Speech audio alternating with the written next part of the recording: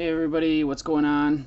This is Buddy Blackford here with another After Effects CS6 tutorial. You guys don't know how many times I've messed that up when I'm doing the introduction.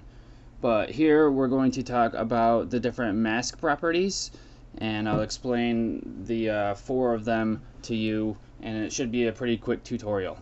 So I pulled out the picture of my cat here, and he's wearing a hot dog costume. So what we're going to do is I'm going to take the star tool and I'm just going to draw a quick mask around him because he is the star. So let's go about here, and to open up your masks properties, you can either twirl down, and here they are: mask path, feather, opacity, and expansion.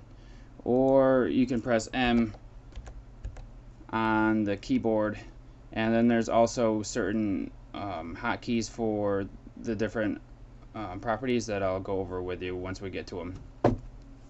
So the first one I want to go over here, we went over mask path before in our previous tutorial, that you use to animate the position of the mask. So let's just hit the stopwatch to keyframe, and then I can select the mask here, all the points, and move it, and that'll animate the mask for you.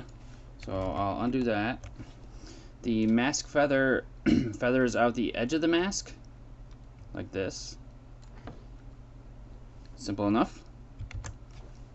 The mask opacity will turn the opacity on or off for the mask. So I turned it to 0 there. And all these are keyframeable. And then the mask expansion expands the alpha around the mask there, as you can see that, like that. So by expanding the alpha was just inside the mask here, and since I expanded it, it included areas outside of the mask. I'll get back to that. So I'm going to go over the hotkeys real quick so you can edit your masks quickly. I'll twirl this down. If you just press M, it'll bring up mask path. If you press F, it'll bring up mask feather. There is no shortcut for mask expansion. And then for mask opacity, it's T, so twice, and it'll bring up mask opacity. Now if you just want to open them all up, you can hit M twice, and it brings up all of them at once. So those are the mask properties. Pretty simple. If you click on the shape button here, you can edit your mask shape a little differently, and the bounding box and all that stuff. Change it to a rectangle, watch, stuff like that. So that's another thing that I needed to show you.